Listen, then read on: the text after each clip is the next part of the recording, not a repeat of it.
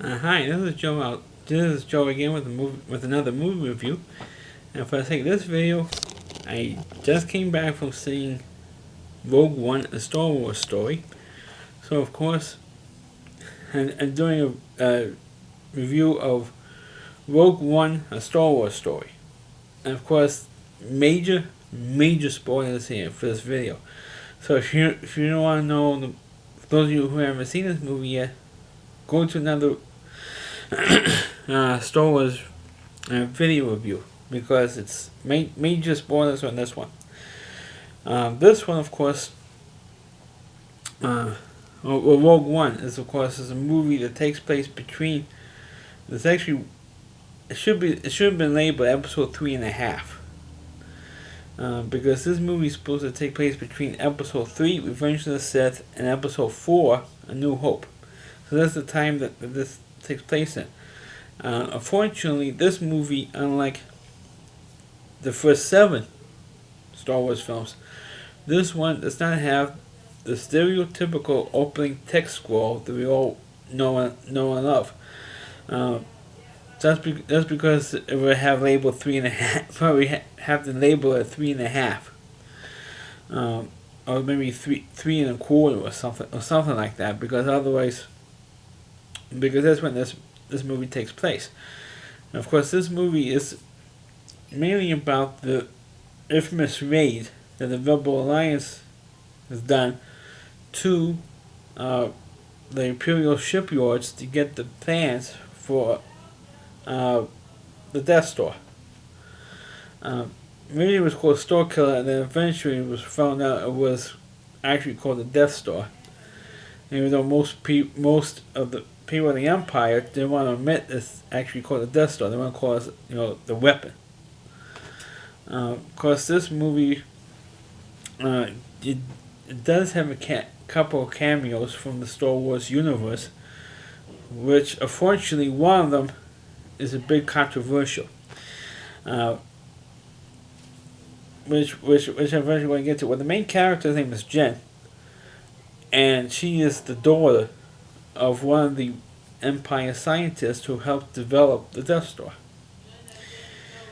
And the actor who plays Jen's father is actually the guy who played Hannibal Lecter in the Hannibal television show. Plus, he also played the villain in the James Bond movie. And one of the James Bond films from Daniel Craig. For a minute, I forgot which one it was. Not Quantum of Solace, but the movie before that. Casino. Now I remember, he played the villain in Casino Royale. And he felt guilty that he's developing this thing, and he was forced by the Empire to help him develop the Death Star. So to screw with the Empire, because he didn't believe in the Empire and all that, even though he works for him, he doesn't believe what they stand for. So what he did was he put in the infamous shaft where you could fire a proton torpedo in there and you could just blow it up. This guy put that in there. So of course the running gag through when episode 7 came out just last year, they made a joke out of it. They're always putting a stupid thing in there where it could blow it up. Well, this guy is the one, or Jen's father was the guy who put that Star Wars joke in it. Well, so of course Jen was like a little girl at the beginning of the film. They had like a little epilogue, a prologue in this film. And of course, the next thing you see her is she's all grown up. And she somehow gets captured by the Rebel Alliance and said, hey, and they had Mon Mothma, who of course is one of the leaders of the Rebel Alliance. She said, hey, since your father, so we know who you are, we know your father helped design this Death Star, why can't you help us out? So look, I don't know that much with the Death Star because my father left me when I was a little girl, so there's only so much that he told me and informed me on this thing. So there's not that much information I could give you. And how do I know that I could trust you? And he says, well, you must because we're fighting the Empire. So, so goes very reluctant, and then of course she eventually joins up with a group of rebels to go and destroy the Death Star. Uh, Whenever they destroy it, but at least get the plans, because her father, or Jen's father, sent her a message saying, "Hey, this is what you must do. You must get the plans because I hid this flaw within the plans or designs for the Death Star. The flaw is in the design plans, and I hid them, and I hid this flaw inside the plans. So you must get the plans." So I said, "Okay, how do we get the plans?" And so watch a hologram saying, "Okay, go to this foundry for the Empire on this planet, and you go get it." And of course the rebels, and they all talked about it and said, "Hey, this is what we have to do to get it." And most of the there was like about 3/4 of the rebels says that forget this is too crazy, it's too risky. We're going to lose too many people. And some of the other rebels says, "Hey, come on, why can't we do this? We have to take some kind of action sometime." And they were like debating back and forth about it. And then eventually, Jen and the couple of rebels that she became friends with, worked with her for most of this film, says, "Okay, let's do this. We believe in her. Let's do this." So they go and make and they did the raid, which takes place for the second half of the movie, is of this raid. And of course, that's the highlight of the whole premise of this movie is this raid. So they do the raid and say, "Okay, now how are we going to get this thing to the rebels?" Because they have this shield over the planet and they can't transmit out, they can't get a ship out because of the shield surrounding the whole planet. So then they have to come up with the idea of destroying the shield, knocking the shield out, and they somehow get transmitted to one of the pilots that was helping Jen out.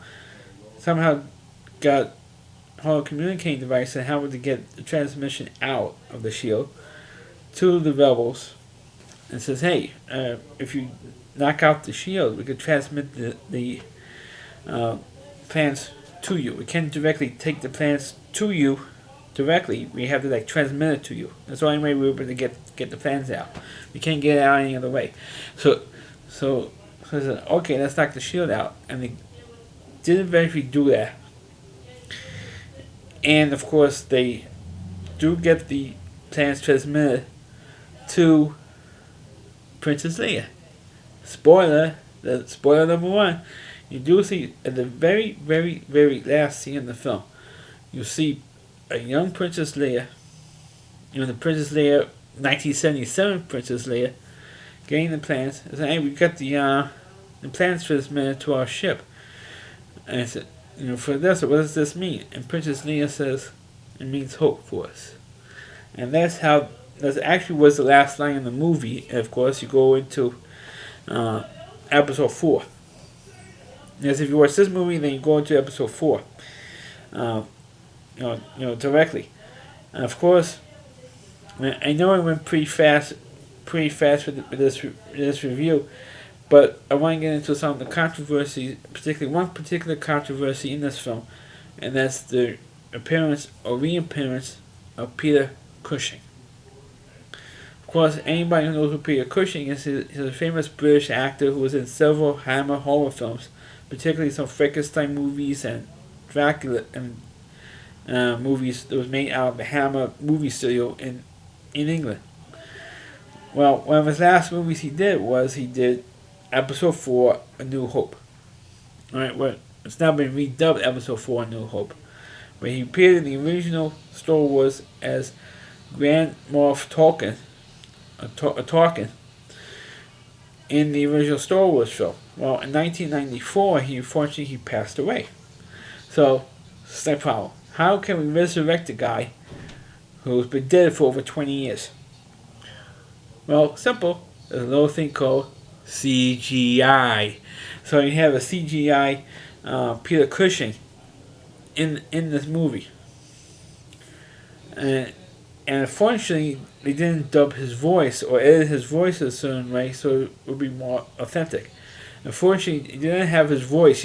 You just had his CGI, kind of like Jar Jar Binks, who was a CGI character. That's what you had here, instead of a guy who kind of looked like him, or a guy who was standing in and there was CGI the face in and it would speak like Peter Cushing or do an impression of Peter Cushing.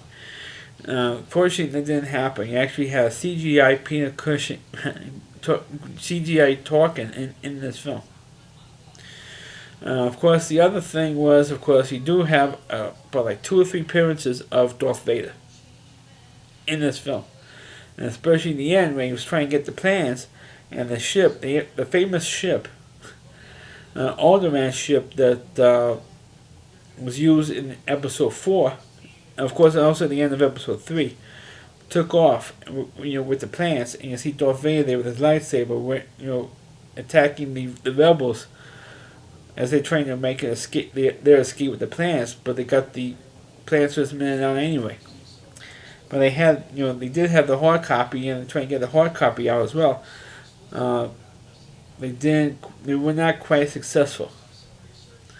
But they were successful, and like I said earlier, they were successful enough to get the plants to the rebels at the end of the film. So, but you do see Darth Vader chasing after the rebels, trying to get the plans back. And major spoiler here, folks. All the rebels who went to the planet, I'm talking about the main characters. I'm talking about one plays Jen. Sorry, I forgot her name for a minute. Plus all the other characters that were helping her get the plans. And Jen's father as well. I also mentioned Jen's father. They all die. They all died by the end of this movie, including one of the guys from the Empire who was like a white suit, a white cape. It was like a flowing white cape. They all die in this movie. Another major spoiler. They all die. Just about every spy, and even there was even the droid. There's one particular droid in this thing. Speaking of droids, I should also mention there was also a cameo of R2-D2 and C-3PO in this movie. Okay, so another spoiler, you'll see for a couple of seconds, you see, and C-3PO actually did have a couple of lines, a line or two in that scene. You do see R2-D2 and C-3PO in that one scene. But there's also another droid who was like a main droid. It was like a former Imperial droid who was reprogrammed to help the rebels out. And it's like a real sarcastic, annoying. And, I mean, people think that the C-3PO at times, especially during the prequels, especially in Episode 2, was very, very annoying. The C-3PO tend to be annoying throughout the original, or the 7 previous films, can be annoying at times. Well, this droid was extremely annoying. I mean, it's like a real sarcastic droid, extremely sarcastic, but sarcastic in an entertaining way. But regardless, it was a good film. But like the problem I have with the prequels, if you haven't seen my review of the prequels, please check them out. Plus all the other Star Wars films I've done. I've done a review for all the Star Wars films. The thing that bothered me with the prequels is that you know exactly how the movie's going to turn out. At least the prequels anyway. You know exactly what's going to happen. It's not a surprise.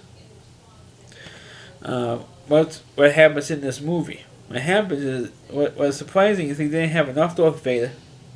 To me, you didn't have enough of Grand Moff talking in this film. Well, I already mentioned already with the problem that Peter Cushing had died, so they could have someone else in there, but he was supposed to be in control of the Death Star. Not this other bozo. No, there was in it they mentioned before with the white cape and everything else.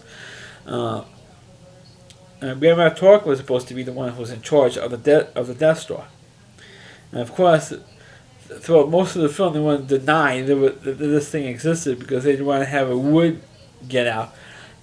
And of course, the thing is that in episode 4, it was operational.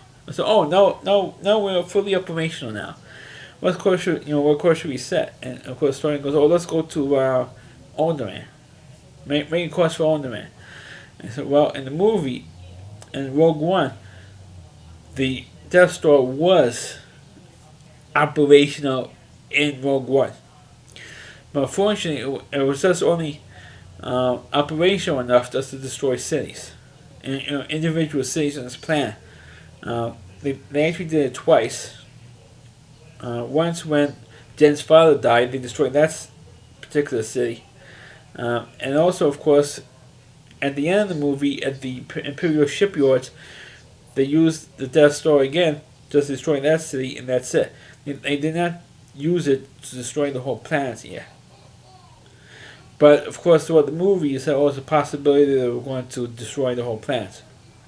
Now, of course, I already mentioned a couple of cameos already, but there's also one other cameo that I should mention that I haven't mentioned yet. But Jimmy Smits, who played Senator Organa in episodes 2 and 3, and Attack of the Clones and Revenge of the Sith, he also makes an appearance in this movie. And he's there for a couple of times. He also implied that he's going to get help from a Jedi that he knows. Wink, wink, nod, nod. And he said, sir, that she will help us. And he said the word she. And refers to Princess Leia, or I guess he referenced because he said the word she instead of he, referring to Obi-Wan Kenobi or Yoda, because obviously they're still alive in this movie, but unfortunately you didn't have that at all. One thing that also is disappointing is that they could have. This was supposed to be before the movie is supposed to be before episode 4, and the movie is pretty much non-stop action in this film. I should tell you that. But one thing they could have put in there was how Han and Chewie got together, and that formation there, and how they ended up on Tatooine to begin with. They could have put that in. They also could have put in with some scenes with Obi-Wan and Luke. Beforehand, before all the events in episode 4, they could have done that too. Or Organa, or Bail Organa setting a communication to Obi-Wan. They could have had that too. They said, hey, telling or informing him about the Empire, or what the Empire was building with the Death Star. That type of stuff did not appear in this movie. But they could have put some stuff in there with Han Solo and Chewie and all those characters. But as an overall film, it is fine. And I think one problem I have with this movie is that some of the critics, and I say YouTube critics, but because I haven't seen on the main review, I haven't really looked at the reviews yet for episode 4 yet, but I have seen, for Rogue One yet. I haven't really looked at them yet. But one problem that I have with some of the TV critics is the fact that I'm talking about local TV in New York, here in New York, where I'm from. Some of them say, "Oh, this ties in, but or it fills the plot holes." I'm like, what plot holes? You don't need any freaking plot holes. You don't need to fill the plot holes, because there was a raid and the rebels somehow got the plans. That's all you know. You don't actually physically need to see it. But some of these crazy. I consider myself a diehard Star Wars fan, but I'm not crazy enough to camp out from a local movie theater for weeks or months on end to see the next Star Wars film. But regardless, I don't need every single plot hole to be filled by a prequel. Or I gotta say that making George Lucas making episodes 1, 2, and 3. You see how Anakin became Darth Vader. That I don't mind them doing, but or how Obi-Wan got to train Anakin to begin with, or how Anakin turned to the dark side and became Darth Vader. That's stuff I don't mind them showing us, because naturally there's a better curiosity with there. But I don't have that much curiosity to see how the rebels got the plans for the Death Star to begin with. Personally, I don't need to see that stuff. I don't really need it. I mean, there's enough plot, and the opening scroll for episode 4 is enough to fill in the plot. To me, it fills enough of the plot holes. But regardless, that they made this film, and I won't be surprised. I know that episode 8 is coming out in 2017, and maybe episode 9 coming out maybe a year later, or a year after that. But if they want to make like a prequel to maybe fill in plot holes, there's one storyline I'd like to see them do is maybe Darth Plagueis. Of course, there was a novel that came out like a couple of years ago, and how Palpatine went to the dark side, how it became Darth Sidious, and all that. That might be a good story to put out based on the novel. If they did one based on the novel Darth Plagueis, that'd be worth doing. But do a movie based on the raid on the Imperial shipyards to get the plans for the Death Star, to me, I don't think it's necessary to do personally. But this movie is entertaining enough. It is. We'll hold any Star Wars fans' interest very high, and it's a good enough movie to maybe help. It does help connect the dots in a certain way, but I don't think it's a necessary film to make. Of course, Disney now owns the rights to Star Wars but now they have a chance to make like a subplot movies, like Rogue One is. It fills in plot holes or alleged plot holes, or fills in other things, or make a spin-off series, which is possible for them to do a spin-off series. Like I said, there's one movie they should have done. They should have picked one of the Star Wars novels and do Darth Plagueis, or maybe take in the early '90s. There was 3 movies that came out, 3 novels that came out, a 3-book series. That would have been perfect for them to do episodes 7, 8, 9 instead of doing what they're doing now. That's my own personal opinion. But going back to Rogue One. Rogue One, the Star Wars stories, I do recommend the story if you're a Star Wars fan like I am. I do suggest this movie. It is fun, but you have to suspend your disbelief a little bit and just watch the movie, because it's very, very, very little plot in this film. It's just great act. It's almost a 2-hour 15-minute action film, so it's non-stop action in it. And it is it's fun to watch, but like I said earlier, you know where the movie is going to go, and of course that is when you know what's going to happen. Like in the prequels, you know what's going to happen. That Anakin is going to turn to the dark side and become Darth Vader, and have to wear the for the circle. That heavy breathing. You know all that stuff's going to happen in the prequels. I felt the same way with Rogue One. But I'm not saying it's not a bad movie. It's just that you know what's going to happen. That's the only thing wrong with Rogue One. So let me review of Rogue One, Star Wars stories. Please click on the video. Please rate it. Feel free to comment on it. Please subscribe to my channel. And please forward this video onto your Facebook pages. You can catch all my videos not only on my YouTube channel, but at rowdyc.com. That's all WDY. C.com. There's a whole page of the Rally Reviewer, Chris Lee Moore. Please check out all of his content, his TV trash videos, and plus all of his other content on his website. Thank you for watching, and catch you next time, and may the Force be with you.